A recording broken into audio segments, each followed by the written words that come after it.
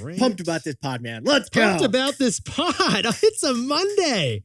Look at this. Hustle harder. Here we go. 3, 2. This is Nick. This is Jack. It's Monday. Welcome back, June 6th. And today's pod is the best one yet. TBOY. TBOY. Jack, what are we working with today? First story. Paparazzi just hit #1 on the App Store charts because it's the opposite of Instagram. Get this. You don't make your profile. Your friends make your profile. You don't post pics.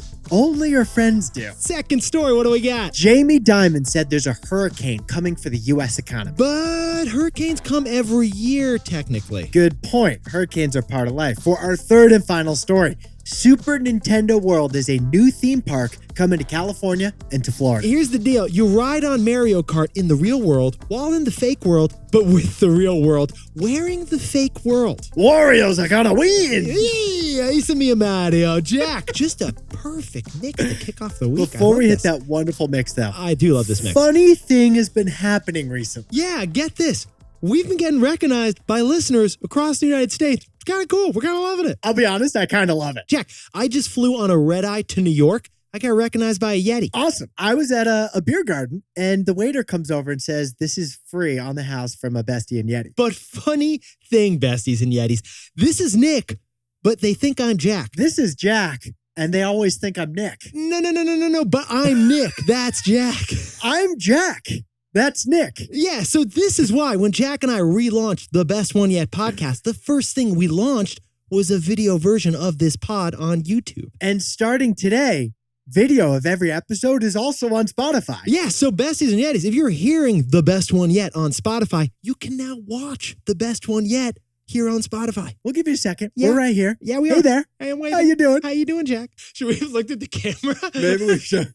Yeah. I'm actually looking at the camera for the first time ever. Hey, there we are. Hey. You know that song from 1980, Nick? Video killed the radio star? Well, no one said anything about video killing the podcast host. No, they did not. So today's pod and every pod here on after is now watchable on Spotify like a schmovie. Because when we hit each story, it's a physical pursuit. I am sweating right now. Jack, should we be wearing makeup? Probably. Do we move our arms way too much? Absolutely. But unlike guac, our video is an extra. It's free, and it's now on Spotify, too. Let's watch our 3 stories. 15 years before this song, 2 boys from the Northeast met in the dorm. They had an idea that caused a cultural storm. It's the best one yet, but the best is the norm. Jack, Nick, that's it. I don't even think they need to practice. 50%, that's a fat tip. T-Boy City on your list. If you know, you know, cause we ready to go. We can't wait no more, so just start the show. Start the show. For our first story, Paparazzi just hit 5 million downloads to let your friends control your social media. It's all part of the anti-Instagram alliance. Okay, Jack, before we jump in T-Boy style, would you let our buddy Timmy, control your Facebook profile? I think so. You would? I think he'd do a fine job. Yeah. I mean, Timmy's out there. Do you remember one time he went to Trader Joe's, bought like $200 of groceries, and then took a picture of himself naked, but covered in his groceries? This is why I'm hesitating a bit on giving him control of the profile. He does impressive work. In the meantime, Paparazzi, the startup, is 1 year old, worth $100 million, and already has 5 million downloads. At one point last year, Paparazzi hit #1 in the App Store charts. It beat TikTok for a week. That deserves a trophy. You put that on the fridge, Jack. It does. And 95% of the 5 million downloads are from people under the age of 21. Yeah, we repeat, 95% of the users here are under 21, not even out of school. It's like they bottled up Gen Z into like a drink and pounded it. Yeah, so we know what you're thinking here. What is Paparazzi's business model? The founder of the company said it best. The business model is based on a dumb idea. And that dumb idea is how they grew so quickly. So this is what Jack and I find fascinating about Paparazzi's app. You are your friend's paparazzi, and they are your paparazzi. That's right. With this app, you are forbidden from posting a picture of yourself. Yeah, like Jack, you can post, but only pictures of your friends, not you. So your profile is full of pictures, just like it is on Instagram, but you didn't take any of the pictures. Your buddy Timmy did. So basically, Jack, you're like Julia Roberts strolling through the Cannes Film Festival without a camera. Right. But your buddies have cameras, and they're snapping pics of you like the paparazzi, but not for some magazine, for your paparazzi account on the app. So the way Jack and I are seeing this, it's kind of ironic because this is social media, but it's also less social media. It's stressful not to have control of the pictures coming on your account. But it's totally liberating to not control the pics all over your profile. So, Jack, what's the takeaway for our buddies snapping shots over at Paparazzi? The anti-Instagram alliance is growing. Besties and Yetis, we all wish we could use Instagram less, but it's really hard to use Instagram less. Over the last year, we've seen more and more companies trying to help us use Instagram less. What we're seeing is all these smaller apps also for posting pictures, but not Instagram, and they are taking off. The first anti-Instagram app is Be Real. Yeah. They only let you take one picture a day. So you don't know when it's coming, but Be Real will notify you, and you have one shot to take one photo. You have 2 minutes to take that picture and post it. Once a day, that's it. Oh, and Jack, then there's the Hollow app, which only lets you connect with people who you actually know. It's like Instagram, but you need someone's phone number to follow or connect with someone else. Okay, and then there's our personal favorite, the Minus app. This is the finite social app that only gives you 100 posts for your entire life. 100 posts for the rest of your life. Choose wisely. Gen Z isn't downloading Instagram, and millennials like Nick and me, we're trying to get off Instagram. And of course, many are just heading to TikTok. But there's an anti-Instagram alliance helping take attention away from the Insta empire. For our second story, for the first time since Jack and I have been alive, the U.S. president just said he wants the economy to slow down. An economic hurricane is forming out there somewhere. It is, right over The there. question is, how bad will it be?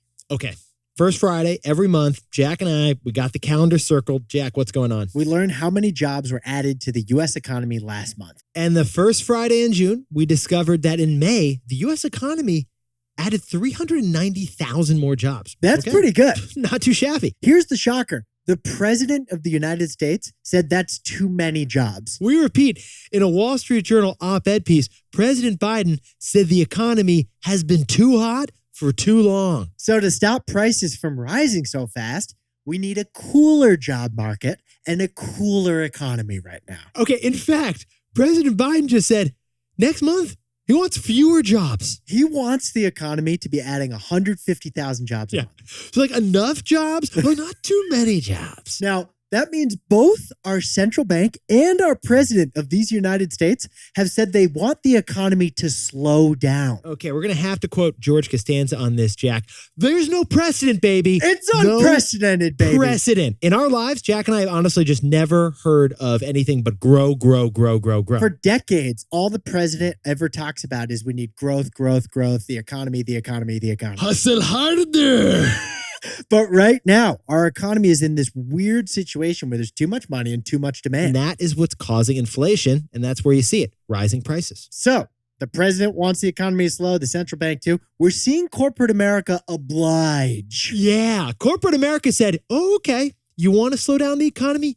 We're happy to help slow things down. Last week, Tesla joined the club of companies that are laying people off. Yeah, Tesla's laying off 10% of their employees, just announced on Friday. Over at Coinbase, it's even worse. They're so worried about the economic forecast, they are rescinding job offers that they've offered people and that those people have accepted already. So like Coinbase gave you a job, but then said, actually, you can't start and you can't work here. Kind of messed up. So Jack, what's the takeaway? Who are all our buddies in the economy? A hurricane has formed. It's going to make landfall. The question is, how bad will it be? Besties, Yetis, Jamie Dimon, the wise elder of U.S. finance and CEO of JP Morgan Chase, said last week, we're due for a recession. He pointed out that we haven't had 2 straight quarters of economic shrinkage, which is a recession, in 13 years. They tend to happen every 7 years. And you know what a recession looks like to the economy? It looks like a hurricane. It does. So Jamie Dimon said, we got to brace ourselves for an economic hurricane. We agree with the analogy. It's like we're looking at the forecast and there's a hurricane down there in the Gulf of Mexico. But then here's the next question, just like a hurricane. How bad will that hurricane be? Could this be a superstorm Sandy, which was really, really bad and damaging? Is this going to get downgraded to a tropical storm, whatever, that we forgot even happened? The economic tightening is needed to stop inflation, but it's forming a hurricane. Now the question is, how bad will that hurricane be? And now word about our sponsor, Robinhood. Nick and I got to know Vlad and Beju, the co-founders of Robinhood, when we worked there for 3 years. And there's this one business principle we heard from them, and we honestly loved it. ABL.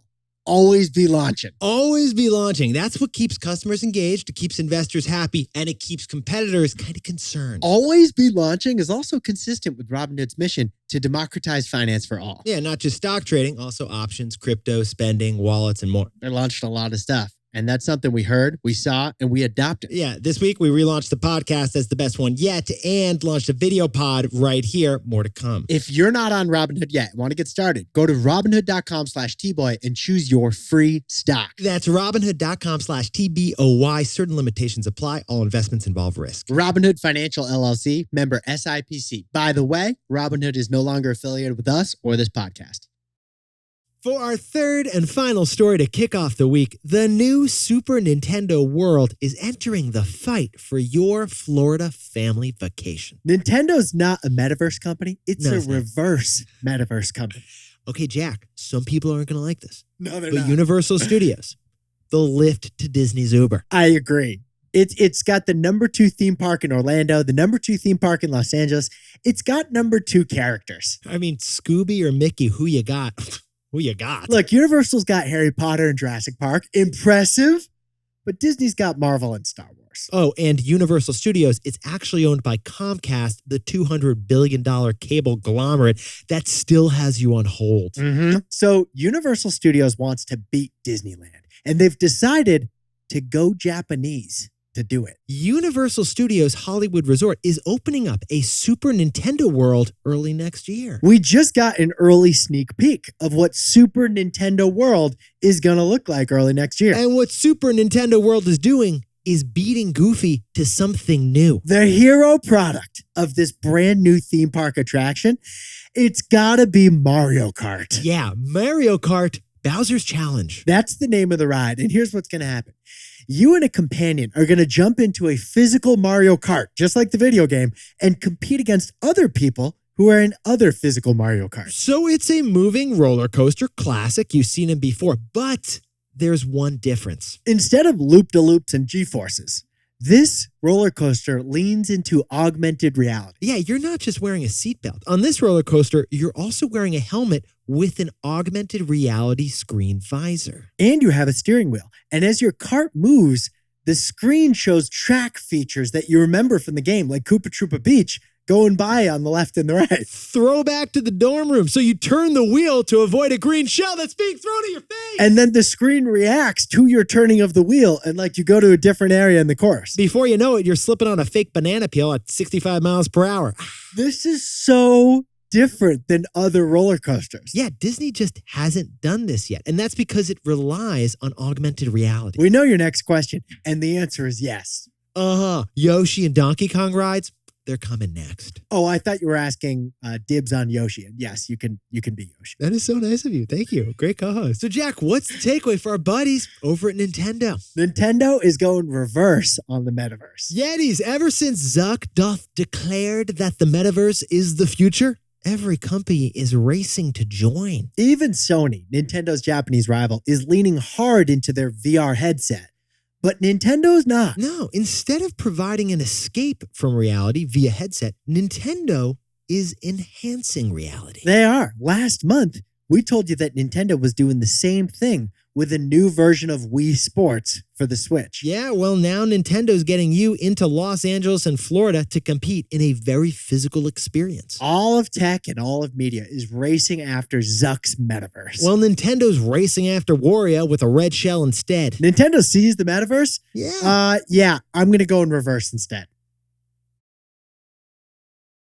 Jack, can you whip up the takeaways for us to kick off the week? Paparazzi, it's been downloaded 5 million times. It's Instagram, but no selfies allowed. It's part of the growing anti-Instagram alliance. For our second story, the risk of recession. It's like the risk of a hurricane. It's there. The question is, how bad will that hurricane be? Our third and final story is Super Nintendo World. It opens in Hollywood early next year. Nintendo, it's not a metaverse company. It's a reverse metaverse company. Now, time for the best fact yet. This one sent in by Savannah Westwood from lovely Orlando, Florida, who sent us a bunch of facts, but I think this is her first voicemail, Jack. I'm pushing play right now. Let's hit it. Hello, Nick, Jack, besties, and Yetis. Here is your fact for the day. Not only does Chicago do logistics, it is actually the first place where a pride parade was held. Most people know that the first Pride marches took place in 1970 to mark the first anniversary of Stonewall. New York is considered widely to be the first Pride parade. However, it actually was Chicago that had the first Pride parade, which occurred one day before New York's, which technically makes Chicago the birthplace of Pride. They call Chicago the second city, but not they do. in the Pride category. There's a lot more than logistics over at Chicago. Actually, I guess parades are logistics. Like parades are kind of the ultimate people logistics. Of course, Chicago was first to host the Pride Parade. I feel silly we ever thought Chicago wouldn't be first to host the first Pride Parade. Happy Pride Month, besties and Yetis. You look fantastic this week. And if you haven't yet, you can send in a fact, the best fact yet, a voicemail fact in a form in today's episode. It's really easy to do. There's a link right in the episode description. We want to hear your voice. We'll get it on the pod. Nick and I, meantime, we'll see you tomorrow.